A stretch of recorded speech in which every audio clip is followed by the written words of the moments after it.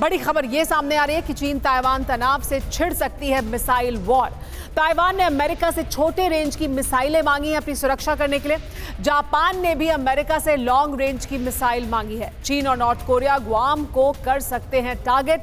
ये लगातार चुनौती बनी हुई है, थ्रेट बनी हुई है। गुआम में यूएस की थार एयर डिफेंस सिस्टम की तैनाती की तैयारी की जा रही है। लगातार ये तमाम देश कैसे अपनी मिसाइल डिफेंस सिस्टम को बढ़ाने की कोशिश कर रहे हैं।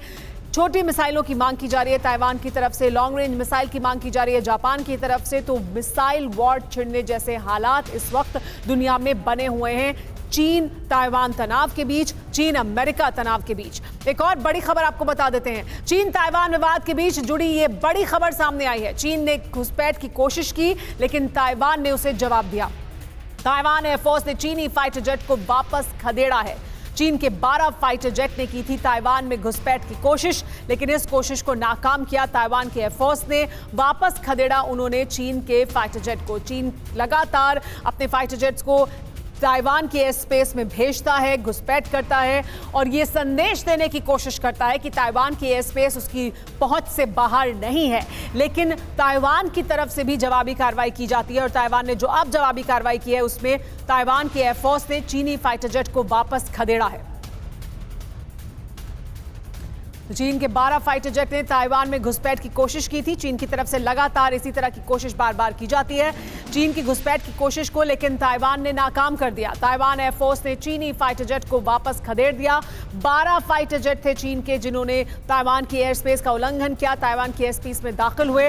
लेकिन कैसे ताइवान भी मुंहतोड़ जवाब देने की कोशिश कर रहा है उसका उदाहरण सामने आया जब चीन के फाइटर जेट को एयरफोर्स के विमान ने ताइवान के खदेड़ा। फाइटर जेट की घुसपैठ के बाद देखिए किस तरह से ताइवान भी जवाबी कार्रवाई कर रहा है।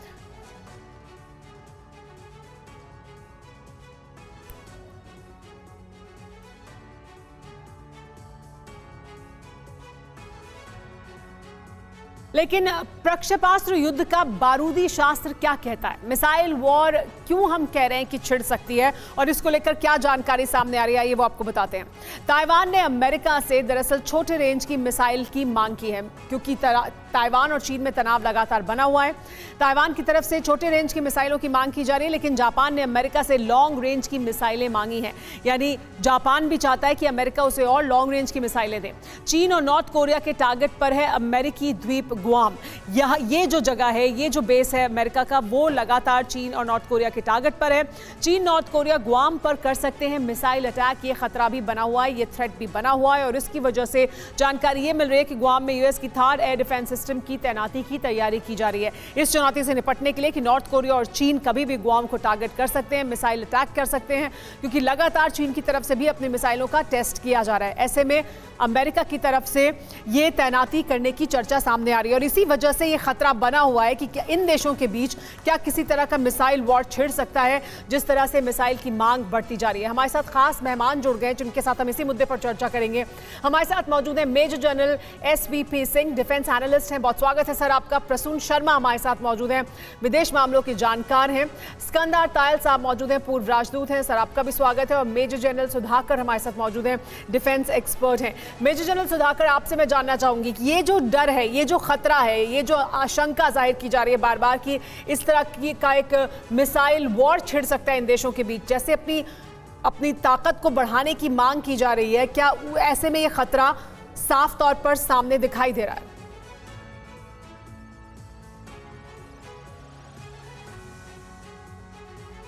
सुधाकर जी, आपको आवाज मिल रही है?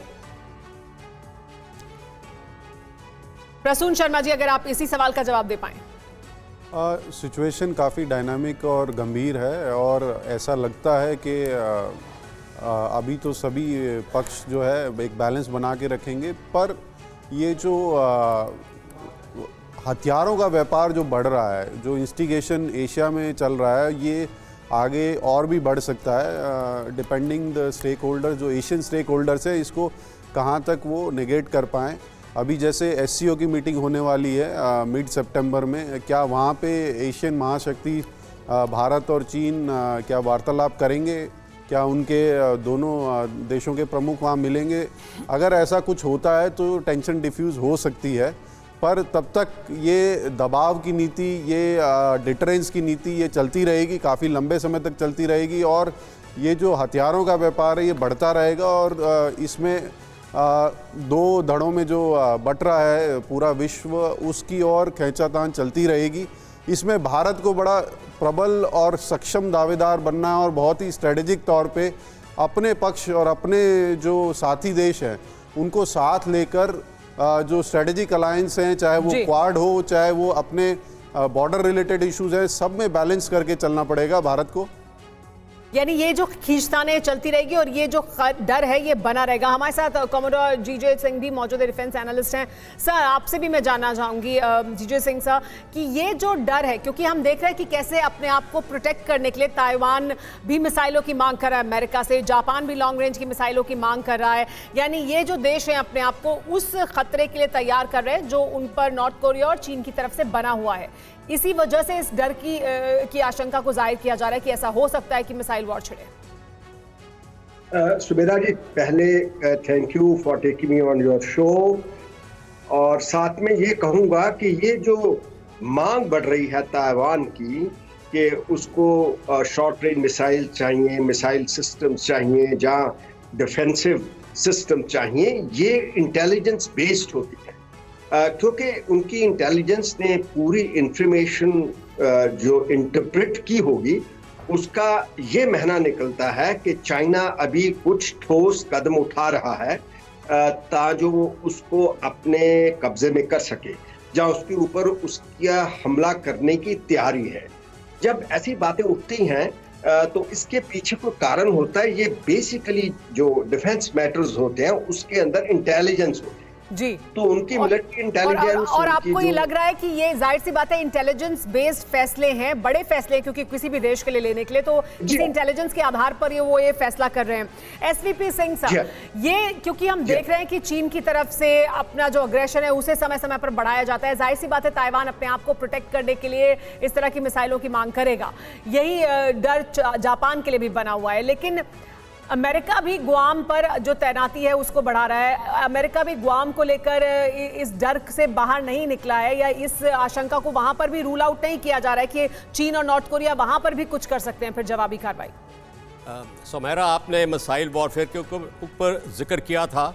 मैं आपको बताना चाहता हूं सबसे पहले कि ये जो एरिया है साउथ चाइना सी से लेके ऊपर सी ऑफ जापान तक, including Taiwan straits, East China sea, ये highest missile density deployment exist कर रही है विश्व में।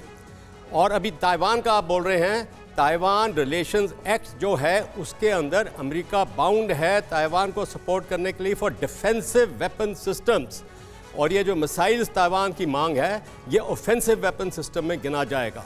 वैसे ही जापान का जो है सिस्टम, आर्टिकल 9 उसकी कॉन्स्टिट्यूशन का केटर करता है, डिफेंसिव सेल्फ डिफेंस फोर्सेस है जापान की। पर जापान ने अभी, क्योंकि चीन सारा जापान को अपनी इंटर रेंज बैलिस्टिक मिसाइल के साथ कवर करता है, उसके पास सबसे अधिक मिसाइल की रेंज है 500 किलोमीटर, और इसको अभी बढ़ाते हुए जापान ने ये डिसीजन लिया है कि 1000 किलोमीटर की मिसाइल वो बनाएंगे और उनके सदर्न मोस्ट आइलैंड हैंसाई में डिप्लॉय करेंगे जी। और अमेरिका उसका साथ दे रहा है सर, और यानी डिफेंसिव मोड से ऑफेंसिव हथियार भी हासिल कर रहे हैं और उस मोड में है जहां उन्हें लग रहा है कि उन्हें और तैयारी करने की जरूरत है। हमारे साथ स्कंदर तायल साहब भी मौजूद हैं। सर, मैं वापस आती हूं आपके पास। 2 पॉइंट ऐड कर सकता था इसमें प्लीज। जी जी, क्विकली सर। हाँ, देखिए इसमें यह भी है कि नॉर्थ कोरिया के पास जो मिसाइल्स हैं वो 1000 किलोमीटर से ज्यादा हैं। वैसे ही साउथ कोरिया के पास भी 800 किलोमीटर रेंज की ज़्यादा मिसाइल्स हैं। इसलिए जापान और ताइवान को इसके बारे में बहुत सोचना है और उनकी मांग सही है। इसी वजह से उनको लग रहा है कि इस इलाके में उनके पास उतनी रेंज की क्योंकि मिसाइलें मौजूद नहीं है और खतरा बना हुआ है, इसलिए उन्हें बढ़ाना चाहिए। स्कंदर तायल साहब, ये चुनौती है सामने ताइवान के भी, जापान के भी, और इस वजह से वो अपने आप को और तैयार कर रहे हैं। लेकिन जब ताइवान इस तरह की मिसाइलों की मांग करता है, जब जापान ऐसे ऑफेंसिव हथियारों की मांग करता है और अपने ज़ख़ीरे को बढ़ाता है, ये इस इलाके की स्थिरता के लिए, जो तनाव है उसके लिए किस तरह के हालात बनेंगे इसकी वजह से? देखिए, सामरिक स्थिति पूरे इंडो पैसिफिक में और चाइना के आसपास इतनी तेजी से बदल रही है जैसा कि जयशंकर जी ने कहा अभी रिसेंटली कि यथास्थिति को सब देश बनाए रखें, नहीं तो बहुत ही युद्ध का खतरा हो सकता है।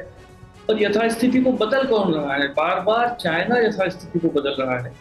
चाइना ने साफ कहा है कि वो ताइवान को अपने देश का हिस्सा बनाएगा और युद्ध के माध्यम से भी बनाने के लिए वो उसके लिए तैयार है। तो ताइवान को पूरे डिफेंसिव मेजर्स तो लेने ही है। पर दूसरी चीज़ ये है कि अब जब ताइवान रिलेशन एक्ट भी वो 70 के दशक में हुआ था, तब से 50 साल हो चुके हैं। और जापान में भी जो नया कॉन्स्टिट्यूशन अमेरिकन ने बनाया था वो उसको भी 70 साल हो चुके हैं जी। तो उन सबको अब डिफेंसिव कैपेसिटी केवल काफ़ी नहीं है, ऑफेंसिव कैपेसिटी भी उन्हें अपनी बढ़ानी पड़ेगी। नहीं तो चाइना ये इस तरह का कोई निर्णय ले सकता है कि ताइवान के ऊपर हमला करे। और इसमें मिसाइल्स का रोल तो बहुत ही इम्पोर्टेंट है, क्योंकि ताइवान स्ट्रेट बीच में आती है और हमला अगर होगा चीन से तो पहले शिप्स के द्वारा होगा या मिसाइल्स के द्वारा होगा, एयरक्राफ्ट के द्वारा होगा। तो उन सबको न्यूट्रलाइज करने के लिए तो सब देशों को अपने को सख्त बनाना होगा, तैयार भी करना होगा उन्हें उस तरह के हालात के लिए, क्योंकि मिसाइल अटैक होंगे, क्योंकि मिसाइल की रेंज में वो आते हैं और जिस तरह का तनाव वहां बना हुआ है सबके पास, क्योंकि वो हथियार हैं, इसलिए बढ़ाने की जरूरत है।